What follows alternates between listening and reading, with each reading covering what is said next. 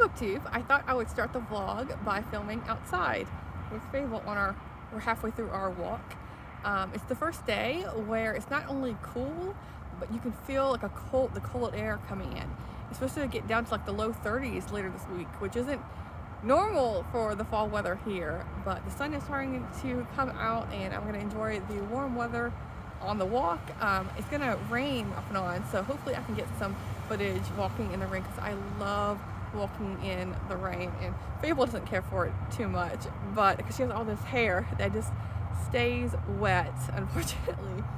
So the poor thing, and she's scared of the hair dryer, so managing to keep her dry is the issue there. But I'll talk to you in a little bit.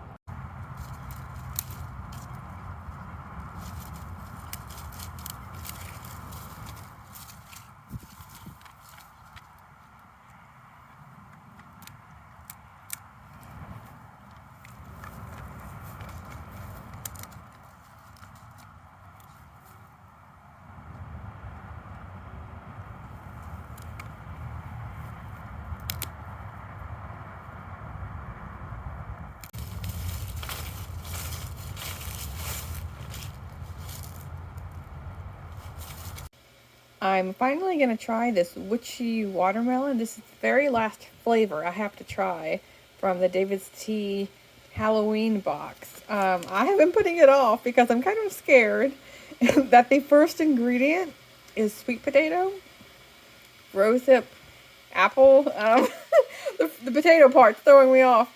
But it smells kind of like perfumey, so we'll see how this tastes. There's little candy witch hats and purple potatoes, I guess, and whatever this cube, maybe some kind of sugar or something. I don't know what the cube is, but maybe it's apple.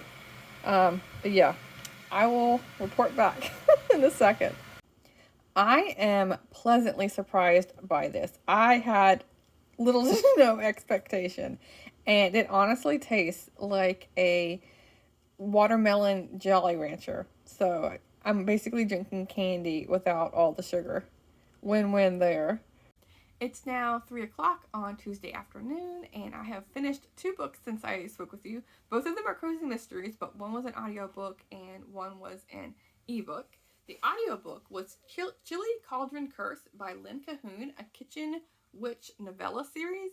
And that's Kitchen Witch series, and this is a novella. This is I feel like the first prequel that I've read for a cozy mystery series. But this is mostly just introducing the characters that, I'm assuming we're going to be following throughout the series. I think there's like 5 or 6 books so far that's been published.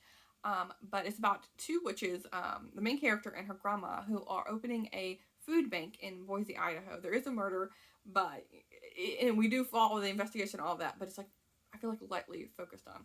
Since I did listen to it as an audio book, I feel like I missed out on some of the clues of, following the story. Like, I get the whole gist of the story, but the little things I feel like I missed out on. So for the next one in this series, I'm for sure going to be reading with my eyes just so I can capture, all of the full story there.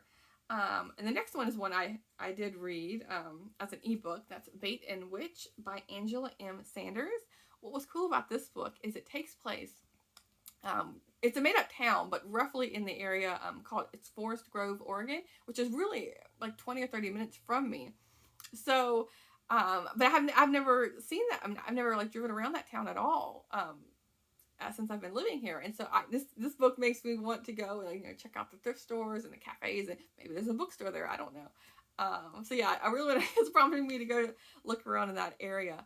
But it's about a witch who doesn't know she's a witch at the beginning, because her family has put a spell on her to suppress her powers for her protection. But when she's fleeing across the country from the bad guys, where she's heard a conversation that she wasn't supposed to, and she works as a librarian, and so she found a little town in Oregon that is in need of a librarian. So when she's there, all of a sudden she's seeing like books move around, and the books are like humming, and she keeps thinking of different titles and being able to recommend them to the patrons of the library, even though she's never heard of the book, didn't even know the library stocked those books, kind of thing. But when she crosses the continental divide in the airplane, that's when all of a sudden it activates her witchcraft powers. So yeah, that was interesting. Like she also feels like something like breaking or whatever, and I was like, oh my gosh, it sounds like I'd be scared of thinking something's ruptured or whatever, but it's not medical.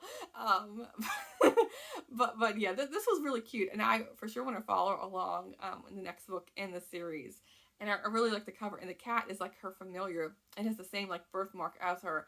And what was weird is she could with other cozy mystery series or magical series or whatever, they have familiars, but they're more of like a companion.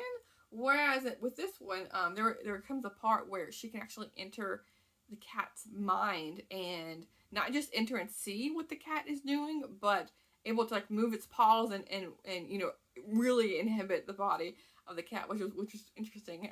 But yeah, this was really really fun. Yeah, so now that I finished 2 books that I was in the middle of, I am finally going to go back and continue on with my read of The Way We Live Now by Anthony Trollope. This cover, it's not the cover of the book, but when I click on the cover of the, in the book, it's taking me to that. But the cover is, it's like you can't really tell, but I have the, I think it's the Norton Critical Edition. But for whatever reason, this is the cover that I'm getting on the ebook. But yeah, I'm like 25% in, 26% in, and I really got to get a move on this. So this is going to be my focus from here on out until I finish the book, because I started around October 1st, but it's just been lounging on my nightstand and not getting any pages done since I got that first chunk read. So yeah. I am actually enjoying this book. It's following a whole host of characters. Well, it's weird to say enjoying it because none of the characters have been likable. But once I get more into the story, then I'll elaborate on what all is going on. But yeah, now I'm gonna hop off of here and jump into reading, and hopefully I don't fall asleep because I didn't sleep good last night. I was really tired, but I had a hard time falling asleep. So now today, because I didn't sleep that well, I have like a pounding headache. So yeah, we'll see how much reading I end up doing. But yeah, I'll report back tomorrow. What you looking at? Hey, Squirrely.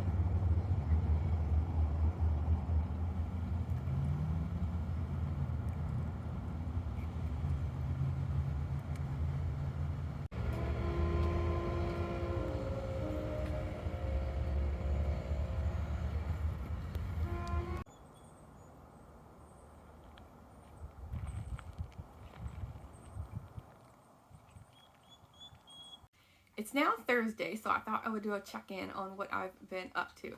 I had a half day off from work, so I decided to go down to Salem, Oregon for a book shopping trip, maybe my last one of the year, depending how well I do on the 100 book challenge that I'm starting tomorrow. And that's where I'm going to read what I own off my shelves, 100 books slash whatever I unhaul that I haven't read. I'm going to count those as well. I'm hoping to get that done by Christmas, so then I can have fun with some Christmas money, possibly, and get more books then, or at least like New Year's is what I would like to happen. But I did get a couple books, and I did a whole other video on that if you want to check that out. But I've already put the books away, so I didn't want to like repeat what I already was showing in that video. But I have managed to finish a couple of books since I last spoke with you. I finished Harvest of Bones, a Vermont mystery by Nancy Means Wright. And this I didn't care for. It was written in 98, so I don't know if cozy mysteries were just written differently back then, or if this can even be considered a cozy mystery. Because typically you would follow like 1, maybe 2 characters' perspectives, but you're following at least 8 different people, I feel like. And the tone was off. People were very gruff with each other, and it was very much of a darker, grittier theme. But the description itself was like it was very intriguing to me, because like I said, Vermont during the fall. There is a local farmer that's right beside a B&B that's being set up. So all of that sounded perfect, like what I want in a cozy mystery. But I didn't care for this at all. The writing, I think this is the author's 2nd book. And I don't know if that has something to do with it, or again, like I'm saying, it's written in 98, so maybe they were going for something different back then. But yeah, this was just completely not what I thought it was going to be, unfortunately.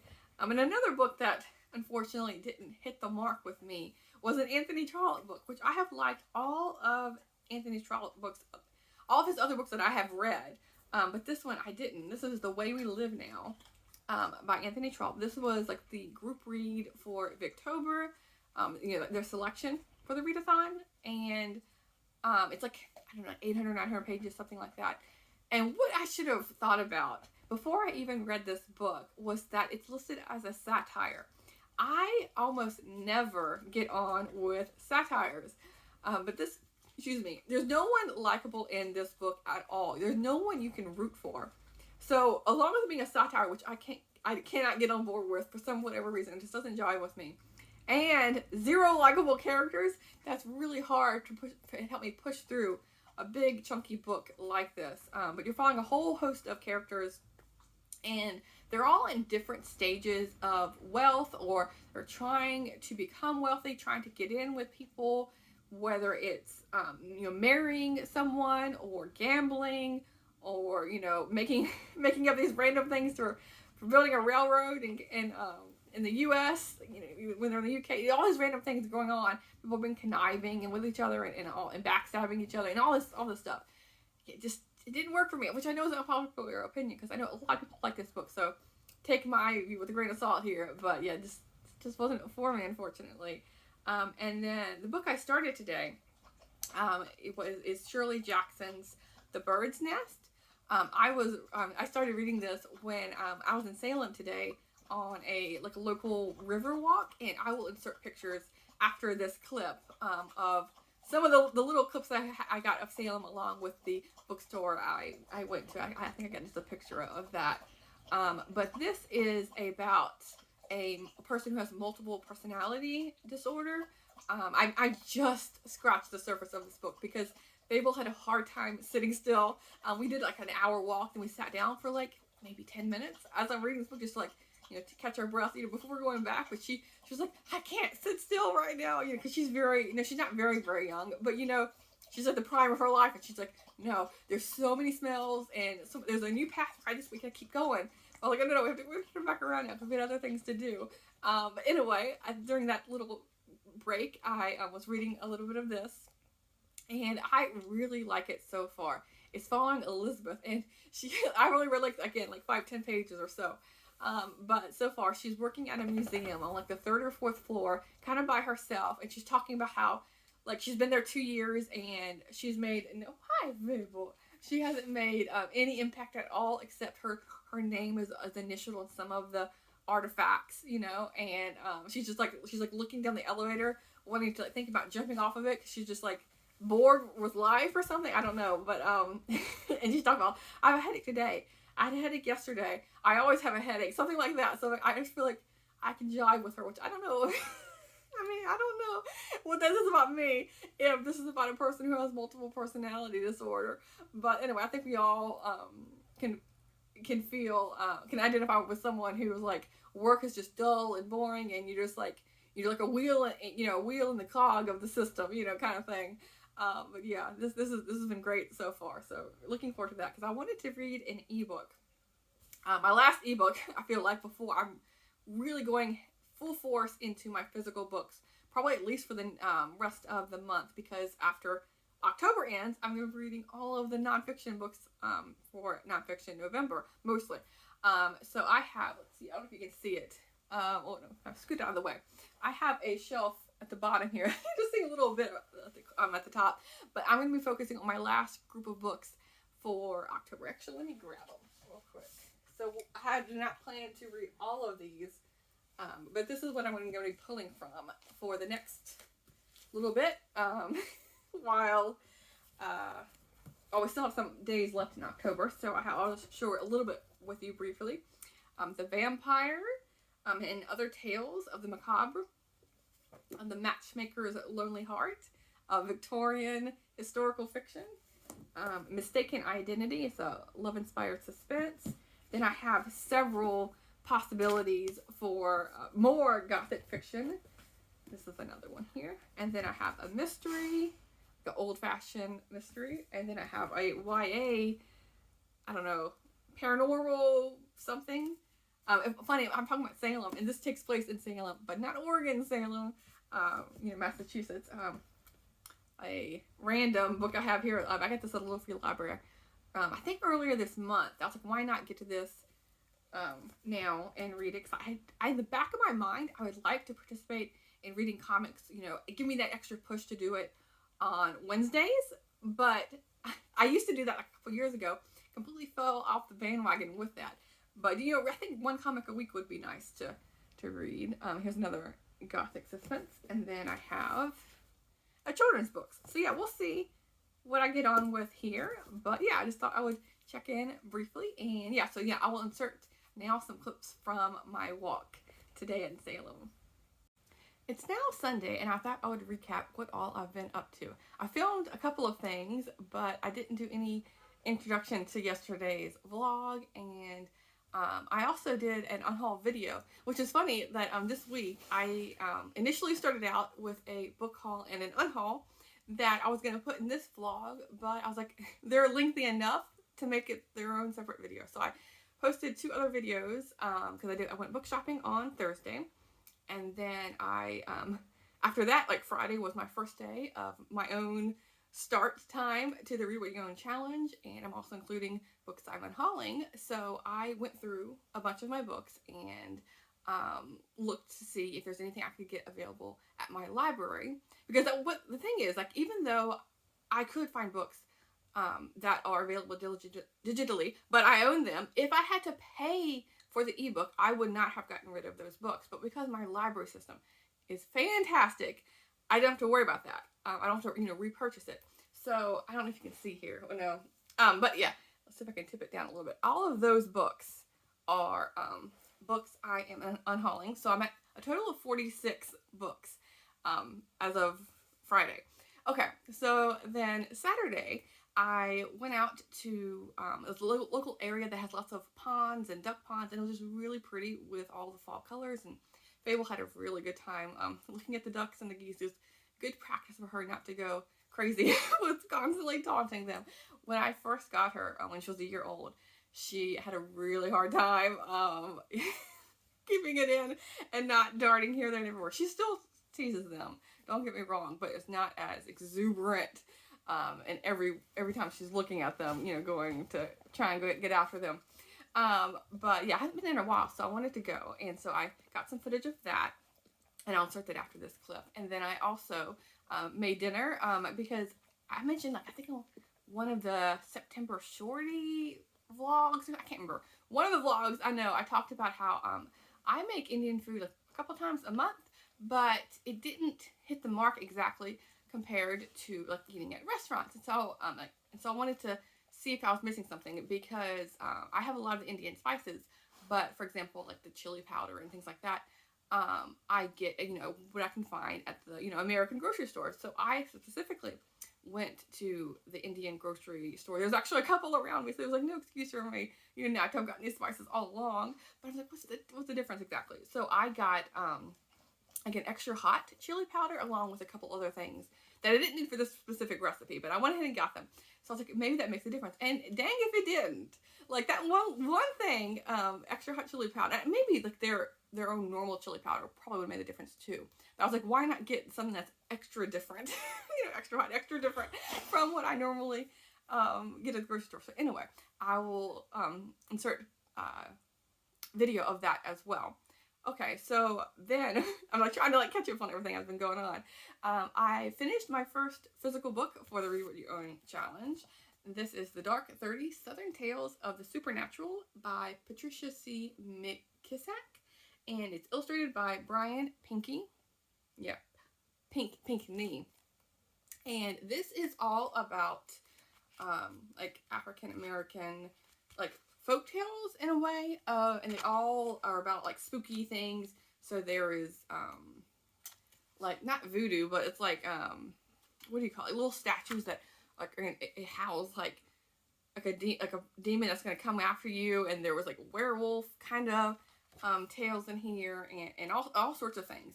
So it was very interesting, and it has several pictures, and they're all black and white. I wish they were colored like this one. But yeah, this was part of the Newbery Honor runner-ups that I'm trying to read all my Newbery books. So yeah, this was a good. It's really oversized. I don't know if it's necessary. I feel like because the pictures are so, it's not like fine details. I feel like this book could have been printed, much smaller, like a trade paperback kind of thing. But it's like a magazine sized book. So that one is done for that. So now I'm at a total of 47 books. So yeah, I'm like almost halfway through my 100 book challenge. But I just figure if somehow I reach over 100 by Christmas, I'll just keep going and just keep adding, keep adding to it. And then the other book I was focusing on yesterday, let me turn this down a little bit so it's not so glaringly bright, is The Bird's Nest by Shirley Jackson.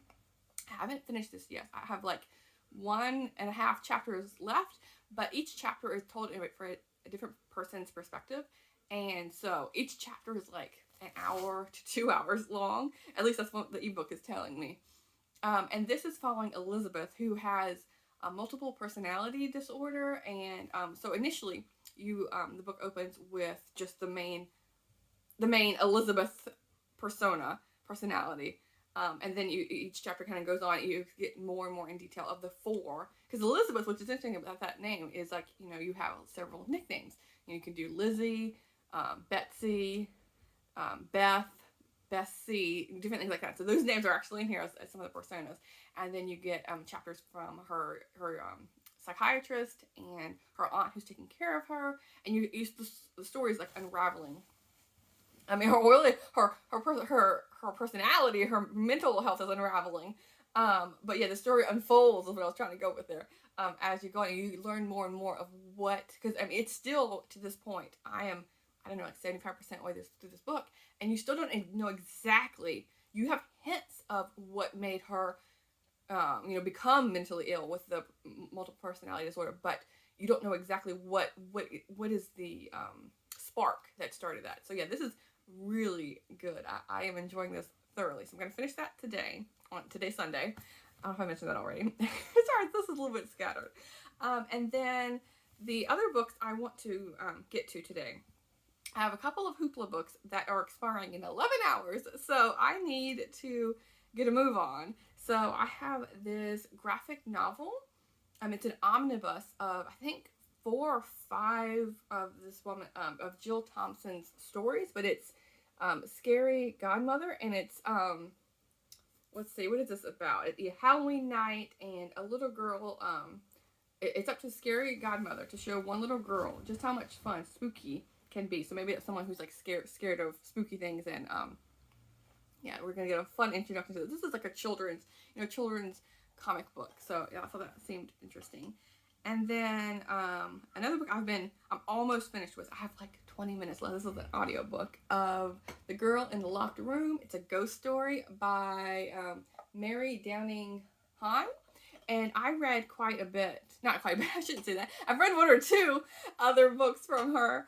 And so she's really good with like the scary stories. But this is a ghost story about someone, this family who's going into a house, and there is a ghost named Lily who is haunting it, who is just now realizing like, oh, I shouldn't be here. I should be, way older, than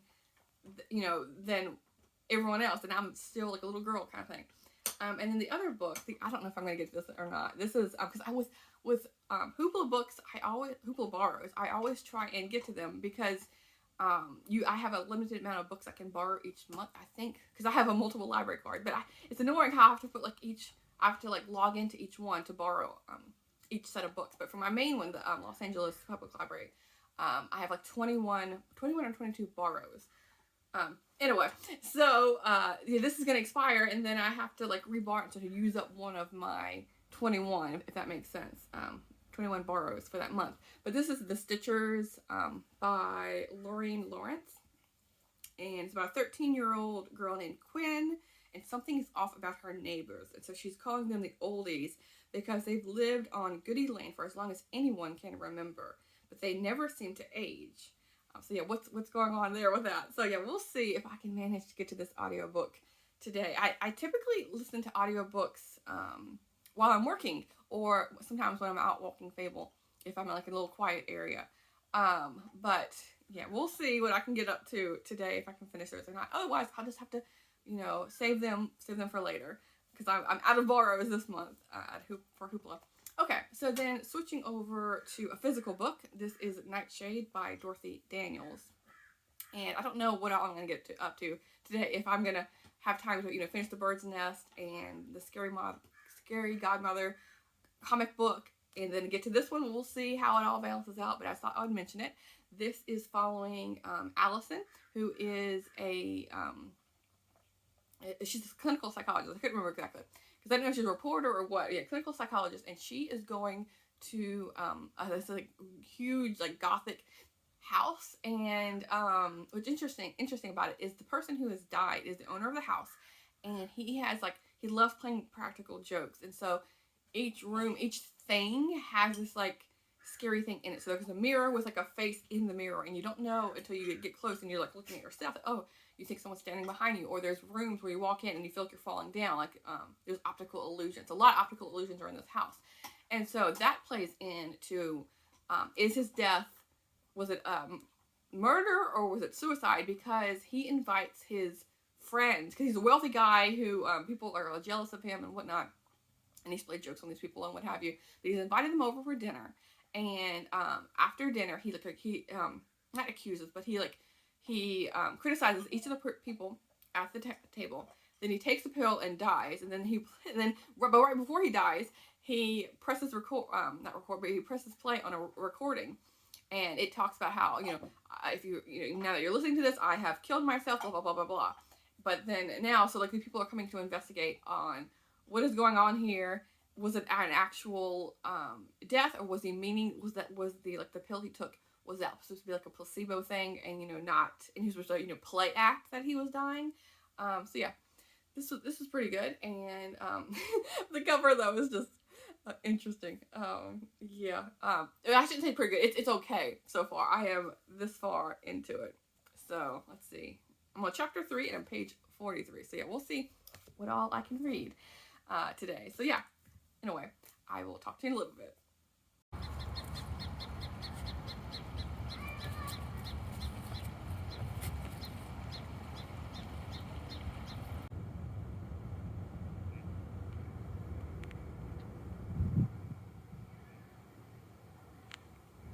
What do you think, Fables?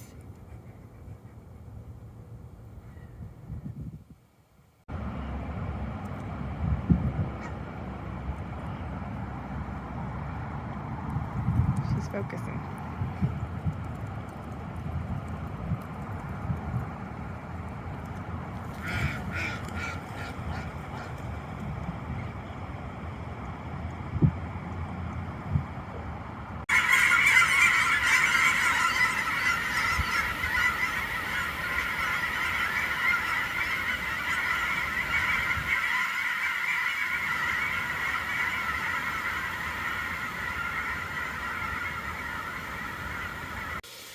For the Paneer Tikka Masala, I'm starting with the curry, the sauce.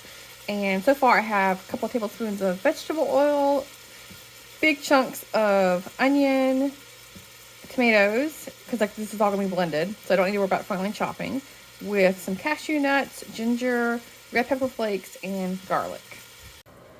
For the paneer and vegetables, I am using what I found at Costco for the paneer cheese. It's this Nanette brand. It's kind of hard and rubbery, so we'll see what I think of this. I might soak it for a little bit before baking it, just to soften it up a little bit. Let me know if anyone's tried this cheese before, if it's available at your local Costco. And then for the vegetables, I have bell pepper and a giant thing of onion that again I got from Costco. Like I only used half of it for the sauce, the curry sauce, and so now I'm going to use the other half to put in a marinade and then bake them. This is the marinade for the paneer and vegetables.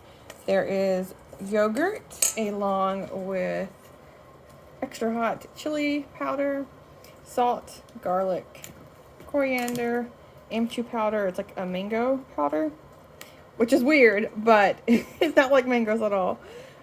Cumin, garam masala, and ginger. I've covered the paneer and vegetables in the marinade, and now it's going to bake for 25 minutes. Okay, returning back to the curry sauce, I have cooked the vegetables, so now I'm going to add a little bit of water to the pan to get all of the spices and little bits into the blender, and I'm going to puree it. Blended it all up, and I have oil and butter melting in the pan. I didn't have to wash or anything. I'm going to pour this in and then add the seasonings. Pretty similar to the marinade, adding salt, chili powder, garam masala, cumin, and coriander. Almost ready. Okay, so I added some honey. I'm going to add some fenugreek leaves along with some more yogurt. It calls for heavy cream, but I don't have any milk, so I'm just going to use this whole milk yogurt instead of just a couple of tablespoons. And then I'm going to add in the vegetables and paneer, and it'll be finally ready. And here is dinner finally ready, and I'm going to have it with some rice. It's now actually Monday, but I wanted to wrap up the vlog. I think going forward, I'm going to film Sunday through Saturday so that I can post videos on Sunday. It might be a little bit easier for me. But I did manage to finish a couple of books. I'm not going to go into too great detail on some of these because I've been mentioning them, I feel like, for quite a while in the vlog. But I did finish The Bird's Nest by Shirley Jackson. I had 2 other books from Shirley Jackson checked out from the library, and I literally went ahead and started the second one that I had borrowed, The Sundial, and I read a couple chapters, but I was like, I'm just going to hold off. I feel it's maybe a little bit too much Shirley Jackson back to back to back. So I'll read it maybe later this month, later in November. But yeah, this was really good. The ending, I feel like it didn't fully resolve everything in a pretty bow. Oh, sorry, the camera shaking people's moving around here. But it didn't resolve everything in a pretty bow. It didn't fully give you the reasons why she split her personality into 4 personas. You get hints of it, like I was saying before, and you do have more of a gist of what's going on, but it's never fully stated everything that's going on. Like who the have an idea like who the bad guys were in a way, or at least to her in her mind, but you don't fully get to know what exactly they did wrong. But yeah, still really good book. And then let me see. I'm scroll through because I think I had other covers on here. Okay, yeah. The other book I finished was Scary Godmother by Jill Thompson. I had an omnibus collection. This is a children's graphic novel, kind of. It's like lots of pictures, like the squares, like a comic book or graphic novel, but there's lots of writing in between each like segment of pictures, if that makes sense. So it's kind of like I feel like a mix of both story and graphic novel. But what got me is I did not like the illustrations at all. My cover didn't have this, but you can kind of see a little bit of what it's like. And I mean, it was kind of okay at first, but then the more I kept looking at it, the less and less I cared for it. I, in particular, didn't like how our main character was drawn. I don't know why. It bugged me a lot, so I had a hard time getting through it. So I just read the first volume in there, and it's following this little girl who she is out trick-or-treating, and her friends are not treating her nicely, and so the scary godmother pops up to help her along as she's trick-or-treating. So very, very basic story, but yeah, I just did not care for this at all, and I don't exactly care for the layout either, with all that text in between a couple blocks, with text in the blocks, and then more written text. Like, it didn't make sense to me. Like, why not have everything told through the comic book style and leave it at that with the text in little bubbles? I don't think it needed more. Okay, so that's all I finished. Oh no, one more physical book here. I finished this one as well. This one again was a really like a thumbs down for me. Nightshade by Dorothy Daniels. What's funny is a little sticker, not a sticker, but like a little thing here saying Dorothy Daniels has sales over 11 million books. So yeah, this probably, I don't know, feel like it's not her best work. It's following, I know I mentioned, I think, during this vlog, but it's following Allison, who is a psychologist, and she is going to investigate what exactly is going on basically she's acting like an investigator, even though she's a psychologist, because she's trying to figure out if the man who died was murdered or if he committed suicide. And she's at this house that's full of pranks, mirrors and everything that's like not what it seems, chairs that collapse even though they look like they're solid, things like that. But what gets me is like what turned me off immediately was I got to chapter like 5 or so, and just after meeting a man for literally 2 or 3 hours, she met him once and then moved on. Like, he met him for like, what it seemed like in the book, like maybe like 10, 20 minutes, 30 minutes at the tops. You know, as she's interviewing these different people, they leave. You know, they part ways, and then they come back on chapter 5 after just like 20 or 30 minutes of knowing each other, 20 30 minutes of meeting, and then a total of like 3 hours of basically knowing of them. And at that point, the man confesses to her, "I'm deeply in love with you," and then the woman's like, "I'm sorry." No, don't be sorry, because I am too. And I'm like, oh my gosh, this is like the worst insta love ever.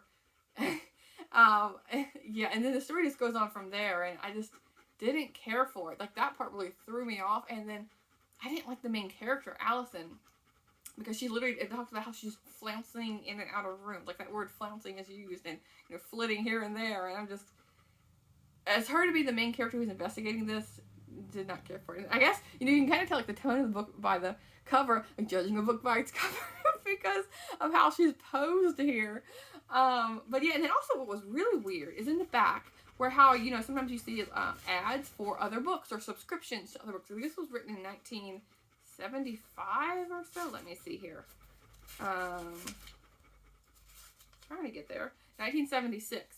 But what's really weird is in the back for the ads, it's how to lose 16 pounds and 5 inches in 3 weeks, and how to become more beautiful in 2 weeks, how to do your makeup and style your hair, and then the last one is like how to do European needlework. I don't necessarily know what the difference is between American and European needlework, but there you go. So it was just weird, like the ads in the back. You would think they'd be book or in some way literary, but no. So yeah, I just feel like that just shows the tone of this book that just like meh, wasn't for me. So there you go. That's all the books. I think I captured all the books I read this week. I think I read 9 or 10 books total. I might have missed one here and there. I don't know. I feel like it's a constantly revolving door of what I'm reading and whatnot. So, but I think I captured them all. Anyway, I will talk to you next week. Thanks, BookTube.